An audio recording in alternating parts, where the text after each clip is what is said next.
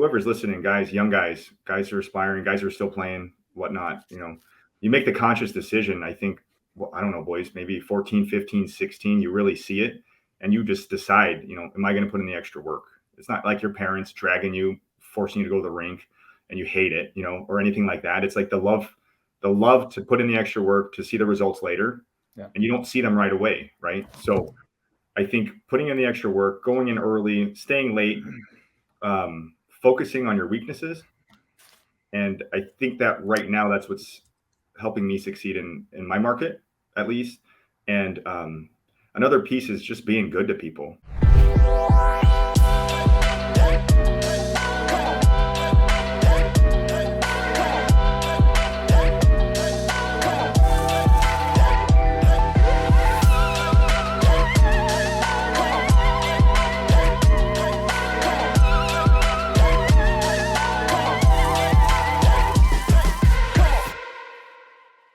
We are live here, Pucks to Properties. I want to thank everybody for jumping on this podcast and watching. We got Tom Mealy, the man, the myth, the legend, and we got Dennis Brown over in Kalamazoo, Michigan. So we have a kick-ass episode for you guys. But before we get started, I want to let you guys know that this podcast is brought to you by Riva Global. It's a premier virtual assistant staffing company, and also Perch Rock is our real estate investment arm here in Connecticut. We're in multiple states. And also it's going to be brought to you by, obviously, Dennis Brown's company. We will get into that. But Tom Mealy, why do we do this? We are amped up on coffee today, just so everybody knows. Bro, it's the Filipino blend you brought back. Holy shit. Is there some Filipino coffee? Oh, Filipino. Those are my people. Those are your people, dude. That's where my virtual assistant company's out of, Riva Global. We got your people. We got Dennis Brown representing the Philippine people. I love it. Tom, why do we do this? This is a great spin. Maybe you can hire him to be one of your VAs. Oh, Jesus. They are the nicest people, Preston, right? Preston, that's an edit. We got to take that out. We can't have that. They are incredible. It's incredible. So I'm going to be there next. Is it next week? I'm going flying there next week for our yearly event. So I don't mind it at all. So if you think you're going to offend me, please don't. But I don't know how you want it out. But I don't know with the whole woke movement and all that shit going on right now. I don't know if I'm allowed to say that. So, but anyway, right, Tom, wake it up. Why do we do this? Yes, we are here. Brownie, thank you so much for being here. The reason for this platform and what we do is basically to give back to the game. Obviously, the game gave us everything that we have today, from work ethic to smarts to discipline to essentially transitioning what we learned in the hockey world into the business world, whether it be real estate, med device, whatever walks of life, you transition your skills to. This is a real estate podcast, so you being a loan officer, it ties in well. A lot of similarities. We know a lot of the same people. We both played in Tulsa, where I met my beautiful wife. She told me this is her favorite episode because we have an ex-Oiler on the show. So it should be good. And you are Filipino, and we have a VA company in the Philippines. So that's we're tying this all together one way, shape, or form. So thank you for being here. We appreciate it. And it's going to be a good episode. I'm excited. Full circle. So Brownie, 4 years, Western Michigan College, got your degree, 4 years pro. Love it. So tell us a little bit about yourself, how the hell you got into real estate, and tell us a little bit about yourself. Absolutely. So thank you, Tom. Thank you, Bob. I can kind of start from the beginning. Grew up in Southern California. People surfer? You a surfer, dude? Are you a surfer? Oh, I wish. I tried. I barely get up. I'd ride we call it the whitewash, just the at very end, the little, not the real wave, just a little splash at the end. I'd ride it in. But grew up playing hockey. All my friends played roller hockey. I never did. I can't rollerblade for anything. I just turn in hip pointer every time. My friends, to this day, they don't believe it. They think I played roller my whole life. So grew up. Ice rink right by our house. My sister and she started figure skating. I started skating at 4, fell in love, just kept asking to go back. My parents are from the Philippines, moved to California. They didn't know anything about ice hockey. My dad watched the the LA Kings, watched Gretzky move over there and became a fan, but didn't know anything. So I just asked to keep going back. Told him I wanted to play hockey, kept going, played some golf, played some basketball, but truly just picked hockey at the end, right? When you're 15, 16, 17, you got to pick something, right? If you're going to be serious. So picked hockey. Didn't think I would move past, juniors or past midgets, and went to a USHL showcase in Chicago. My dad's like, let's do it. And I was like, I don't know anything about this. He's like, let's just go do it. I think it was the first ever showcase. All the teams were there. Out of that, I got drafted in the USHL to the Lincoln Stars. I was super excited to continue, go to camp. Played there for a couple months and got traded first time ever. First, 3 months of moving away from home, all these emotions, got traded to the Topeka Roadrunners. And I don't know if any of you boys have gotten traded before, but there's a bunch of emotions, especially the first one. You don't know what to do. You don't know if it's the end of the line. And I got traded again later and in the pros, but I realized that, hey, this is an opportunity. Someone wants you. You have an opportunity to play. Someone wants you. So to those young guys out there, anyone watching this podcast, if you get traded, it could be a really good thing for you. So got traded to Topeka Roadrunners in the NAHL. Made my mark there, felt like home, did well, and went back to the USHL and played 2 more years for the Omaha Lancers. Got a scholarship to play at Western Michigan University, and that was my goal. Like, right, when we're kids, I want to play in the NHL, want to play in the NHL. I want to, make millions. And as time, I started seeing the guys in front of me, guys my age, moving up and what they were doing and how well they were doing.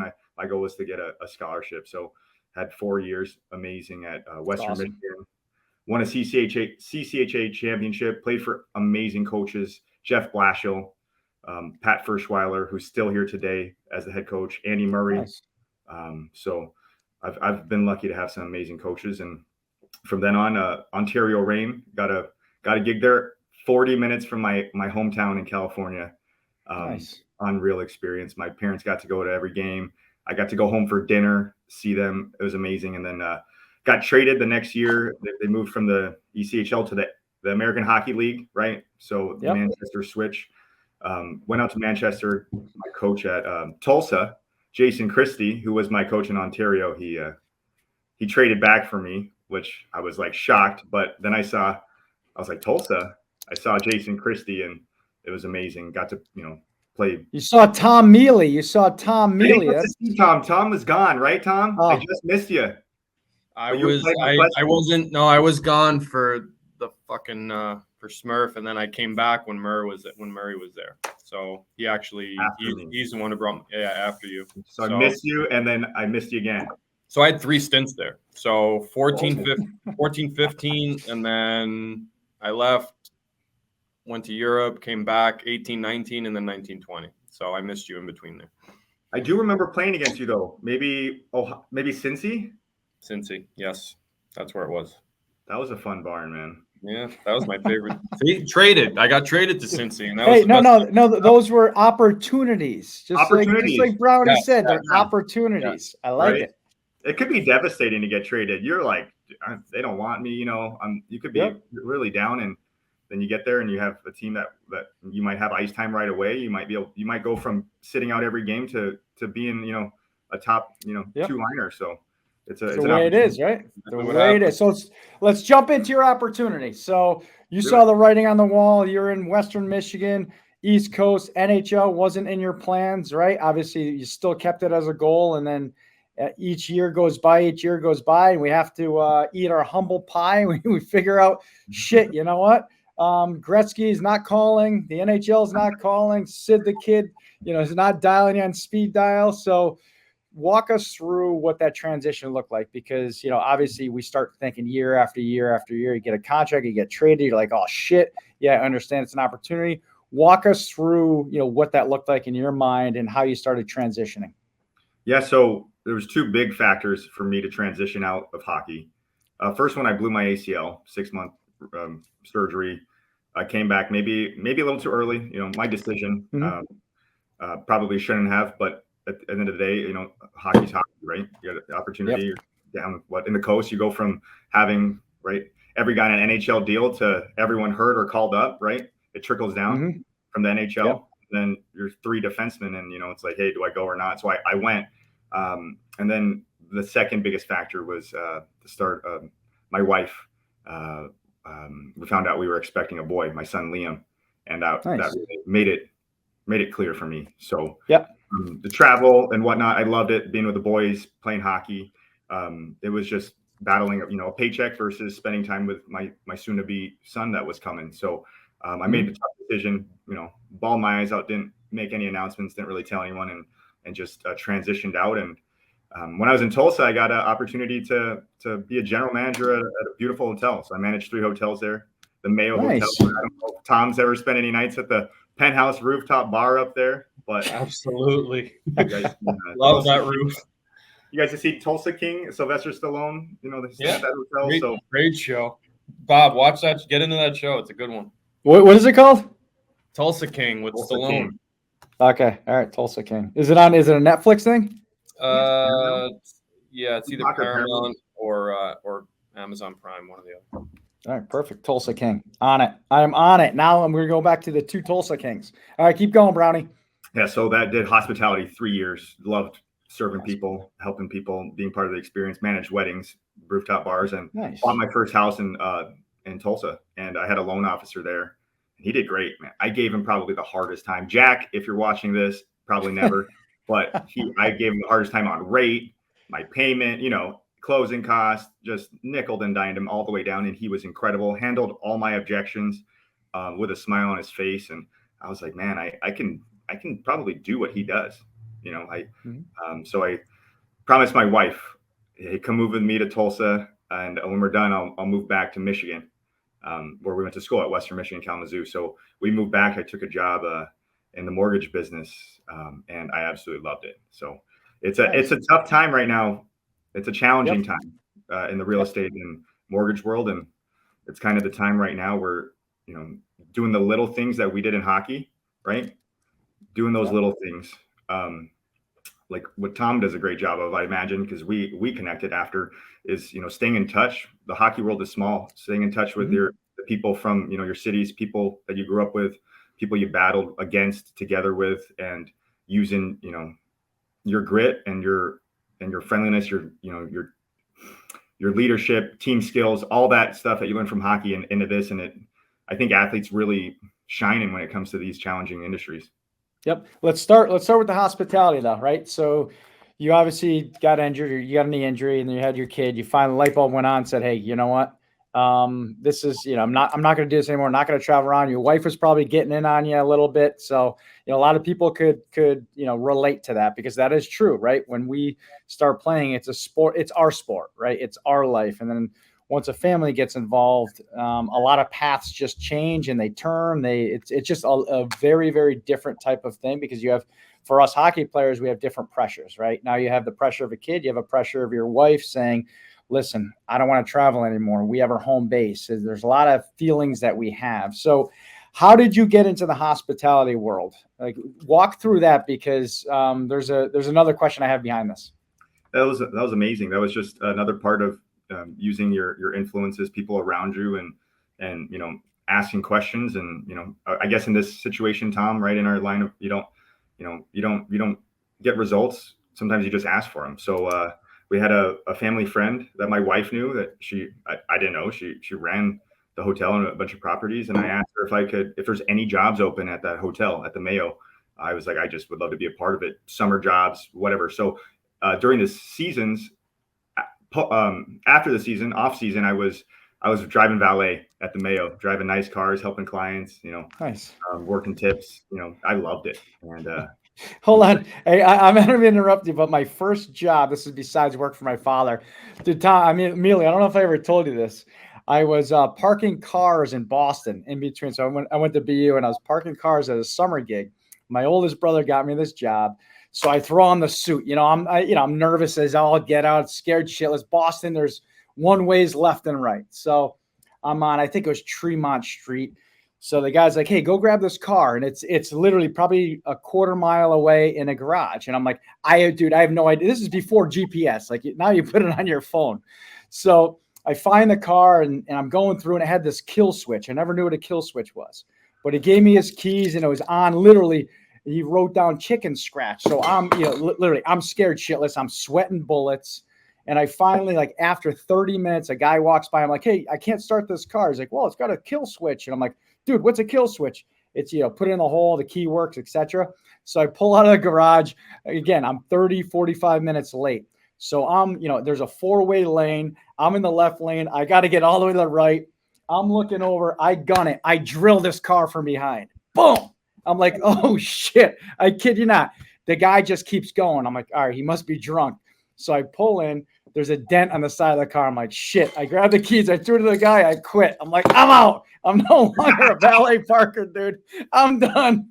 I never heard again. Like, dude, I handed in my jacket and I was done. So that was my first introduction into being employed and not employed as a valet parker. So keep going. I just figured that story was fitting to this time right now. Keep going, Brownie. Sorry about that. You have no idea how close we come to that on a daily. Right. Tom, you have any parking stories? I've worked in hospitality as a bartender, but I've never been on the valet side of things. I can't drive a stick, so that's why they wouldn't fucking hire me.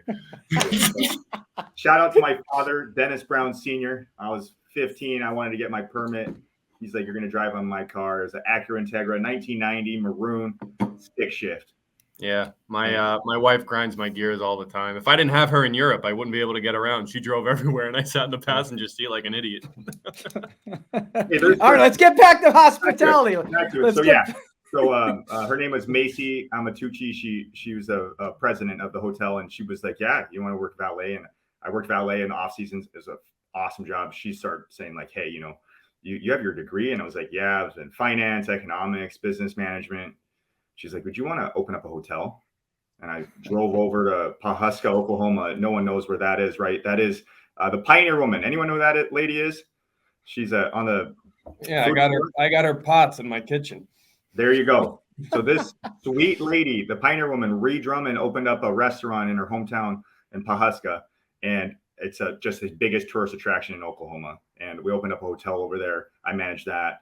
She moved me on back to Tulsa, and I went to the Aloft, and then I ran the Mayo for a couple of years, and I loved it, man. Weddings, rooftop bar, restaurant, you name it. I went from no experience to running the whole place, and super grateful for them, and they gave us a life there. So what skills did you relate there? Do you feel are the same of being a hockey player and relating it into the hospitality world? So what do you feel like that has prepared you? Because obviously, you grew up obviously with your father with Brownie Senior, right? Yeah. Introducing you that, but what from the hockey world kind of transitioned into the hospitality world? That was tough. And hospitality management, right? In front lines, I would say maybe a little bit different. Just working with the team, right? But being the hotel manager, being the boss is a tough job, right? It's you have to earn respect, but you have to, be empathetic, or sometimes some people aren't. But I would say really being a leader. I don't think I was ever a captain on any of my hockey teams, but I looked up to those guys. I followed before I spoke, and just being maybe one of the assistant captains or whatnot, and being empathetic for what guys are going through and understanding it. I think that was able to help me translate into hospitality. I'm just super empathetic for people. I would say that's what helps me as a loan officer. Right. I took this job and I didn't even know it was sales, boys. No idea. I took the job. I thought it was customer service, hospitality. And they're like, it's a sales job, right? And I was like, what? Hold on. You said something that's really important that you don't even know you said. You said you followed before you spoke. What that means, and what I take from that, and Tom and I talk about this all the time, are you coachable, right? So any new guy coming in, it doesn't matter what industry, right? You are coachable because you learned and then you implemented what you learned from your mentors. I think that's a huge takeaway that you didn't even know you said it. That's really important. Boys, it speaks volume. I don't know if you guys ever run or manage people, but it speaks volume, right? Volumes to when we were kids, right? When we were kids, and I don't know how you guys were as kids, if you were coachable or not, or if you gave your coach crap, but in the business world, right? Same thing. It's like I'm coaching youth right now, and there's some advanced kids, and I want them to do the drill the right way first before they start excelling and doing some crazy stuff and adding some advanced level stuff. I want them to do it right first, right? Can you follow the details first? It's like the top hand, right? Drives me nuts. If you hold your top hand wrong, that drives me nuts. Because, I was coaching my kids ever since they were little. And that's one thing. You're 100% right. You got to do it right first before you can advance. So it's the same exact. I love that. Yeah. It's like details, right? If I tell you to do it this, go to your backhand, whatnot, get that leg foot in front, protect the puck. Let's do that first before we start, mohawking and doing, all this crazy between the leg stuff. Let's listen first, right? So I think that was huge, is like get the details right first and then start taking it to the next level, if you can. I think that goes with hockey too, right? Some guys want to not everyone's the same. Some guys are moving up faster and you want to move up, but it's like, why don't you dominate in your where you need to be first, right? Before you move up and not play or something. So that's a huge takeaway there, Bob. Love it. Love it. Love it. Love it. All right, let's roll into from the hospitality world. You talked a little bit about getting into real estate. Why did you decide that side of it? It was because when you're buying your first house, or why did you decide, you thought the mortgage world was actually hospitality when it's sales? Walk us through that process, because that's actually really funny. I've never heard that in my life. That is funny. Boys, literally clueless going in, right? I'm thinking I'm going to help people with their home purchase. I'm going to be like the savior. I'm going to be the guy to walk them through it, close them, help them refi, give advice. And there was a job posting, and it was a salary plus commission. And I was like, this is over the moon. I just ran a hotel where I never really took a day off. I might have taken days off, like not there, but like I just could not turn off, right? There was always events going. There's always something going on. It's a 24-hour business, the front desk, night audit, all that stuff. There's always an issue, right? We have a bar. So I was always working, but I was the same salary, right? And I'm like, I have an opportunity to work as much as I want and make more money. Every call that I take, I can make more money. I was like, I'm in, and I can help people. So then I realized it was judged based on sales. And I was like, oh, so I think that really drove the competitive side of me. I think us hockey players I had 95% that at least play to midget or juniors we're all competitive, right? It's just anything we do, play ping pong, I'm going to beat you, play whatever, right? Play a video game, play golf. We're just super competitive. And I think that is a huge takeaway to being in this real estate mortgage industry right now. You have to be competitive. So walk us through that. So you had the opportunity, which is good. So you had opportunity to get a salary plus commission role. Like, walk us through. You've been doing this for how many years now? As a loan 2 years. 2 years. Okay, cool. Yeah. And obviously, you hit a different market now as when it was 2 years ago. It's a little different. Walk us through that process. From when you started, and then some of the challenges that you hit at the beginning. Did you have a mentor? How'd you get set up first? Right, you saw an ad. They liked your resume. They picked you up, because getting a salary role, you still have to go through interview processes, which as a hockey player, you don't really go through too many interview processes because your agent does it for you. Walk us through that, because that's real, and that's nerve-wracking and real. It was scary, boys. We loaded up a truck in Tulsa, and we drove through 26-footer, and I drove that with my wife and her mother, with my son and my dog, and we drove that bad boy from Tulsa, Oklahoma to Michigan. Got here at like midnight, and I already had a interview. I had 2 interviews lined up, and next morning, 11 a.m., I met up with them, and they hired me on the spot, and all my stress went away. Right, boys? Like, no job, kid, you're moving. Like, everyone's asking me, "Oh, do you have a job?" And I'm like, I have a couple interviews, but like, just the weight on my shoulders, right? My parents, my family, my in-laws, everyone. Oh, cool. So you're moving there. You got a job. And I'm like, no. So got that job, had 2 great mentors. One who's also a Bronco. He didn't play hockey, but Cal Austin, he mentored me. He literally held my hand through the process. Nice.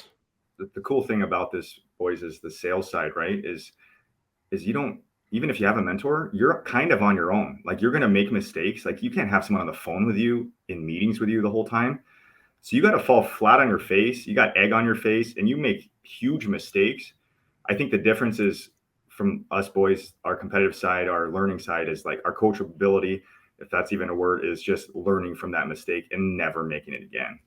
Yep. Right. Yep. So made some Love huge mistakes. You know, people buying homes, it's the biggest purchase of their life, right? At that point, and made some huge mistakes and learned from them. And I think I'm just, from then on, I was just on call 7 days a week, had my clients, they need to be there for me.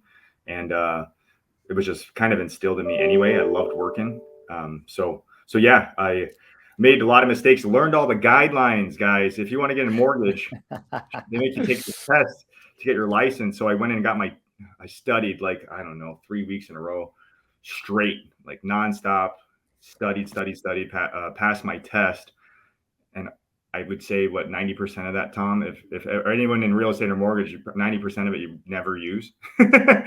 So you're being generous. Probably 95, 98% you never right. use, right? Just all the guidelines, compliance. It's all bullshit. It's all bullshit. Yeah. It's like, can you take a test? If that's the criteria. Can you take a test? Can you read through them, read it twice, identify anyways. So took the test, passed, got my license, just hit the ground running. I started in like the winter. So that was kind of scary. You're like, you got that's right.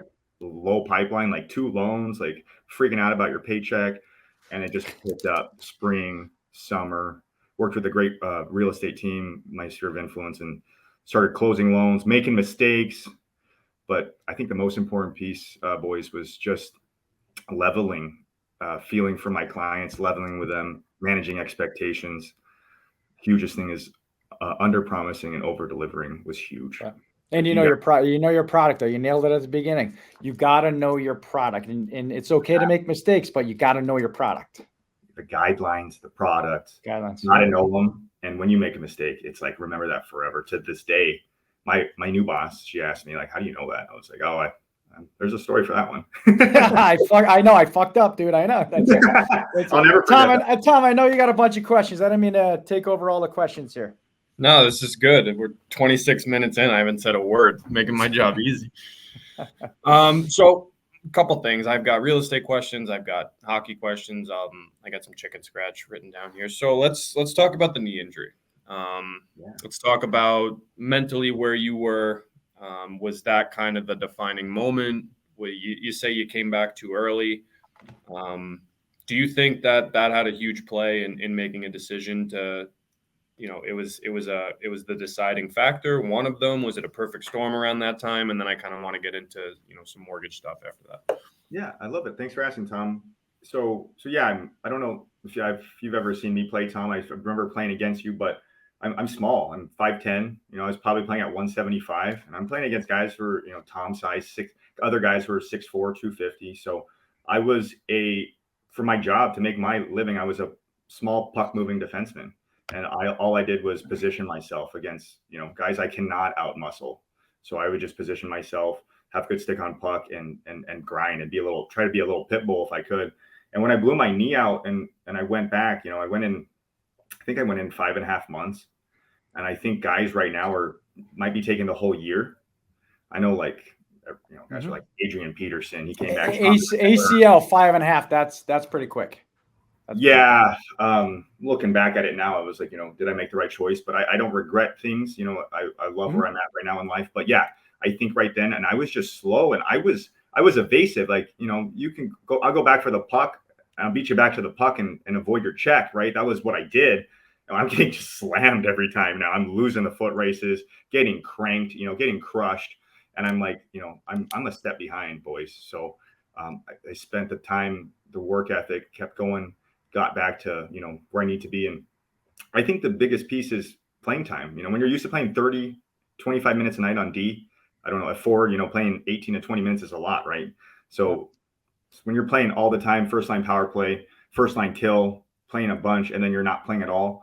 I think what really took my passion away was just, getting suited up and maybe playing 2 shifts a night.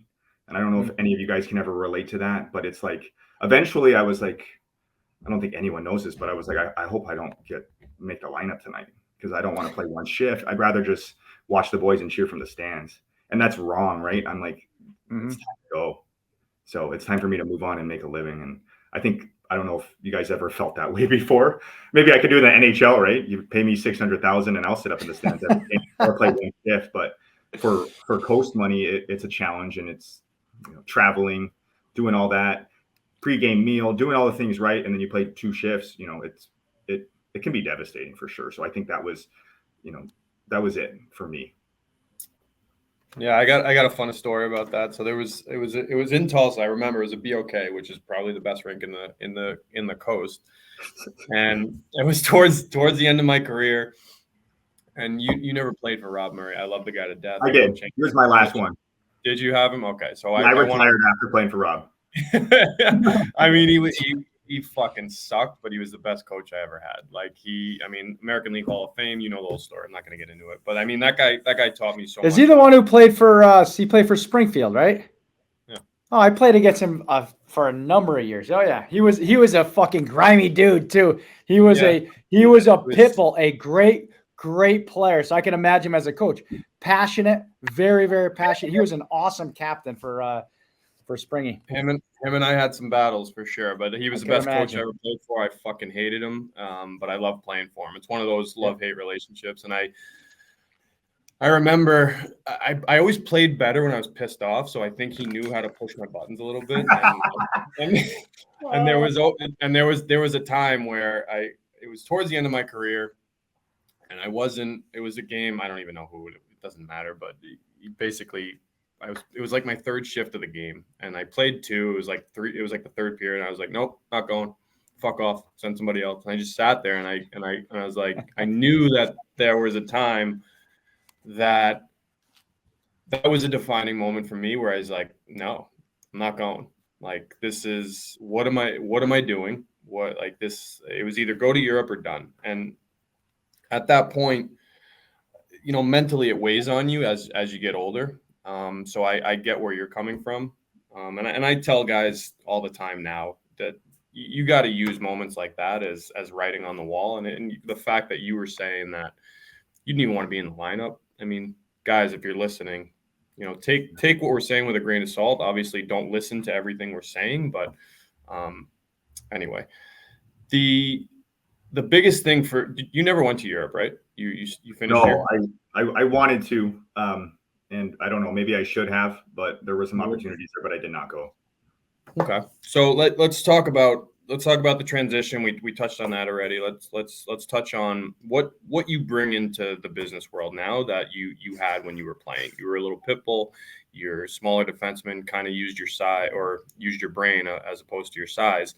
How do you see your work ethic and everything in your day-to-day now that you learned from hockey or took from sports in general?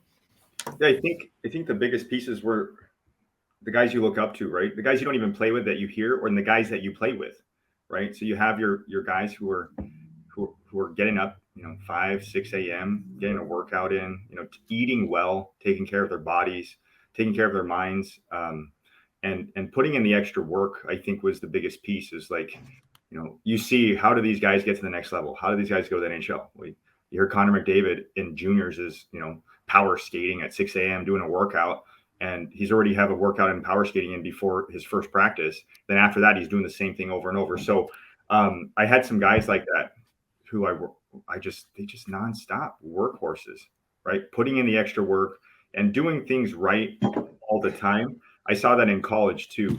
A couple of my teammates who made it to the NHL, a lot of guys actually I played with, but they were doing the right things and they all added up.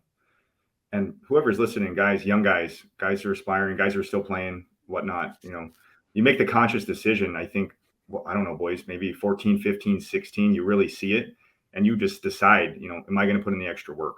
It's not like your parents dragging you, forcing you to go to the rink and you hate it, or anything like that. It's like the love to put in the extra work to see the results later. Yeah. And you don't see them right away. Right. So I think putting in the extra work, going in early, staying late, focusing on your weaknesses. And I think that right now that's what's helping me succeed in my market, at least. And another piece is just being good to people. I think boys, we could be absolute, I'll write the word, competitive, sons of bitches, I would say, right, on the ice. Yep. But Take your time. I'm texting Merritt saying that we're talking shit about him on the show right now. all right. You could like say you're playing against your best buddy, your brothers, your cousins, your guys you grew up with, on the ice, like it's work, it's competition. But after, you can be buddy, have friends, be good to them. But on the ice, business is business. So I try to take that with me, and I really try to be good to people and provide value and expect nothing in return. And that's a hard piece in our market right now, is like giving. Like Tom, right now, you reaching out to me, asking me to come on. You're giving to me for absolutely no reason with no expectation in return. And I think that's contagious. And I try to do the same thing for people that I know that surround me. Yeah, no, that's a great point. And listen, I'd be lying if I said selfishly we wouldn't benefit from this, but we are. This is marketing, this is content, this is, who knows, you might have guys in Michigan that, maybe need mortgages or looking for a job or want to get into real estate, and they have an opportunity now to reach out to you. We can keep the tight knit hockey circle. Guys want to work with people they trust and they like. So again, it is gratitude. I know you probably got a million things going on today. Do you work remote? Is your company are they based in Michigan? Yeah, we're based Lake Michigan Credit Union, started in Grand Rapids, just an hour north of where we're at. I'm in Kalamazoo, right here downtown. I have an office here, which I love. It's amazing. It's a great building.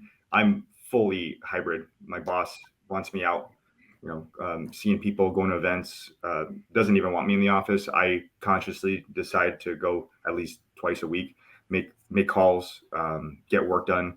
It's tough with kids at home, right? I have a 1-year-old at home. So giving that time, and what I love about this position is just the freedom.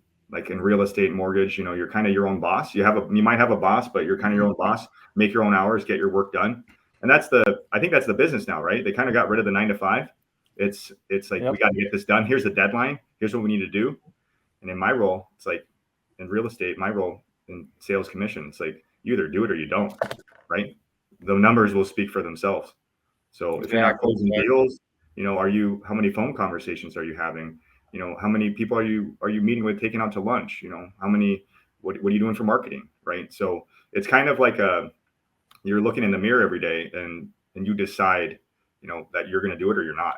So yeah, I think that's why. I mean, you could touch on it. I think that's why athletes in general just do so well in commission-based jobs, is because we transfer everything that we did in sports over to this, in terms of, I don't care what you do away from the rink. Well, hockey in general, I don't care what you do away from the rink as long as you show up and perform. So, I mean, there are coaches like that, and then that's the old school mentality, which is the world I came from. So, you said something before about the market being challenging right now. What are you telling clients that are concerned about the rates and where they're at right now? And how are you kind of keeping deals together, keeping a consistent pipeline, and basically, I think people need to understand that and I said this once on the show with another broker. I think it was Travis Turnbull. He's a broker out in down in Florida. I think people need to understand that you don't make more money if you get them a higher interest. Like, the higher the rate, the more money you make. And I think that's a big challenge right now for people understanding. What do you tell people that are kind of concerned on where the market is right now, and how you keep them in the deal and consistently have transactions going on?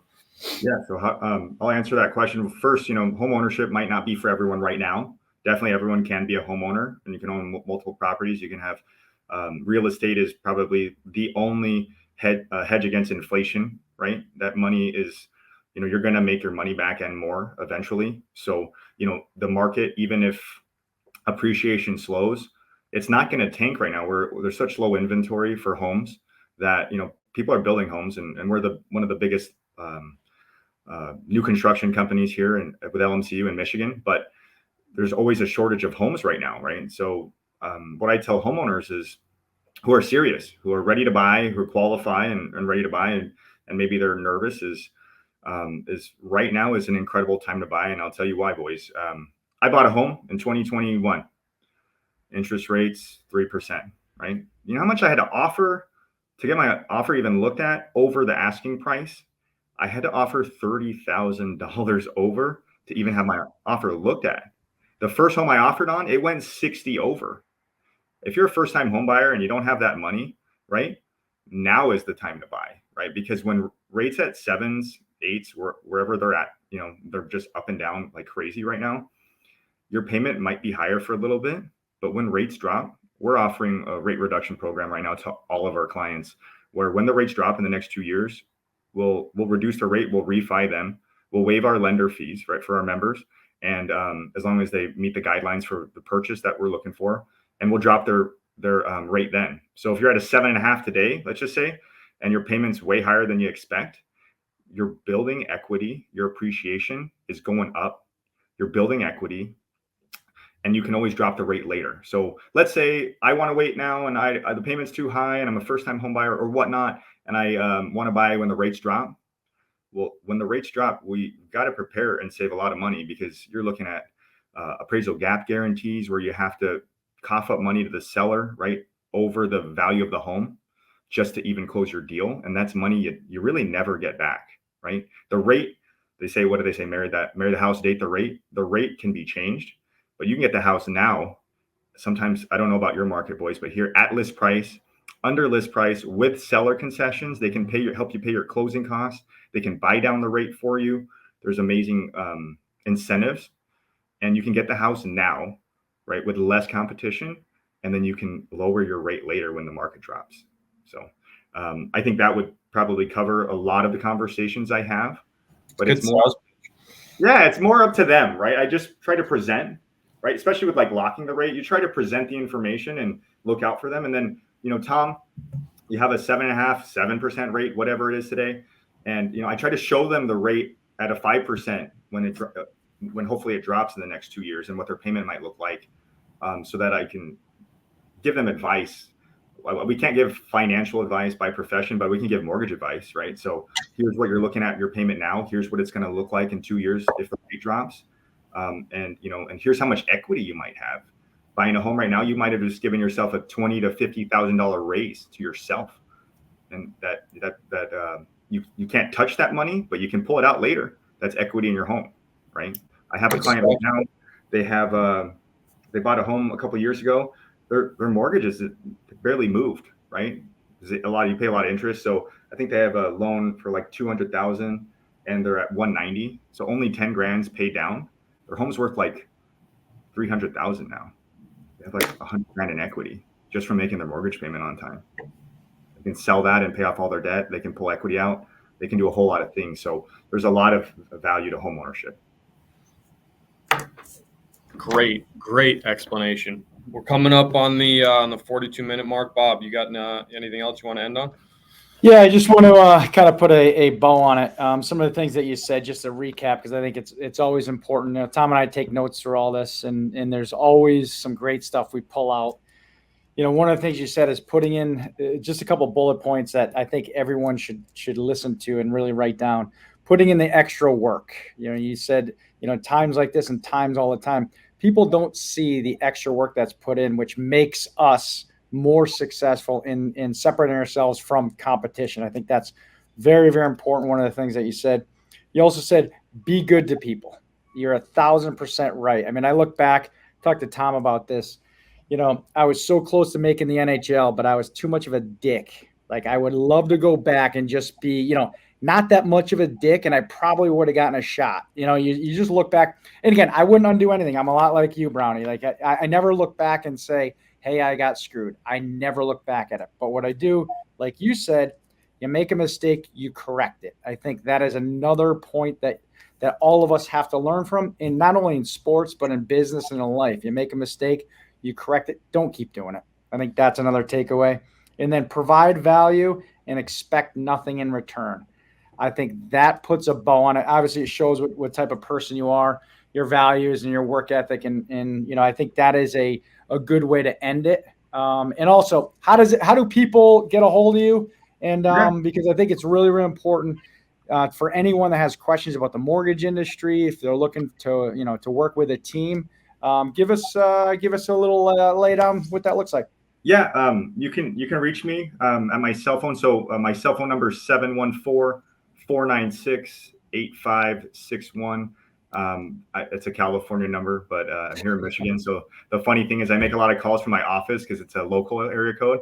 A lot of people don't answer that call, but boys and girls, hockey players, anyone watching, if you have even questions, like you want to buy a house in 3 years, or, you want to get out of renting, or your family needs help and you want to get your family out of a situation, whatnot, give me a call. There's absolutely, we can chat 5-10 minutes. There's, we don't have to pull credit, fill out applications, do all that crazy stuff. If you don't want to, just have a conversation, make sure you're doing, the right things to set yourself up for success, to buy a home when you're ready. If you were buying a home right now and you think, your loan estimate looks a little too high, or you have questions and you're concerned, give me a call. We can take a look at it together. Just free advice. I think that is the most important piece, and making sure you have checks and balances. But yeah, you can reach me via email. My email is Dennis, DENNIS.Brown, BROWN, at lmcu.org. I got my website, lmcu.org/Dennis Brown. But yeah, feel free to reach out to me. One thing is I just, probably like you guys, I just always have my phone on me and I make time. My last message is success. Make sure you find out what success means to you. Some people think it's money. If you have family, be good, be present, man, be with your family, delegate your time. Time management's huge. When you're with your family, be with your family, set expectations with your clients, with your partners. You're, at the end of the day, your family's always there. Make sure you're good at them, and all the success will come with it, with work. Don't just work and ignore your family. That I would say to make family and your work, a priority, and have a good balance, and you'll do great. Love it. Basically what Brownie said is get a virtual assistant so you can spend time with your family. That's what I heard. The Filipino one, right? That's it. That's exactly right. Love it. No, Brownie's all serious. So last question. Do you write mortgages in all states or just Minnesota? Thank you. Thank you for asking. So I do a lot of my business in Michigan, but we do all the contiguous states in Florida. Sorry, I meant Michigan. Yeah. You're good. A lot in Michigan and Florida. They call them snowbirds, right? A lot of people in Michigan have homes in Florida. I even have a mortgage for Canadians who want to buy a home in Florida. So nice. Hit me up, Canadians. If you're a Canadian citizen and you want to buy a home in Florida, it's a great place to be. Give me a call. But I also do all the contiguous states. So Ohio, Indiana, Illinois, Wisconsin as well. So 6 states I can originate in. I'll just tell you, if anyone's looking for a mortgage, look at your credit union, especially. They typically, credit unions, if you're a member, they have lower fees and lower rates, but sometimes there's great people who work at, mortgage companies too. So just make sure you work with someone you like, and just make sure all the rates and the fees. And I think it's important to have a good relationship with the person you're working with. So awesome. That's a great wrap. Brownie, thank you very much. Tom, thank you very much. Thanks, guys. Thanks, Brian. Appreciate the time, buddy. Thanks so much for having me, boys. Talk to you later.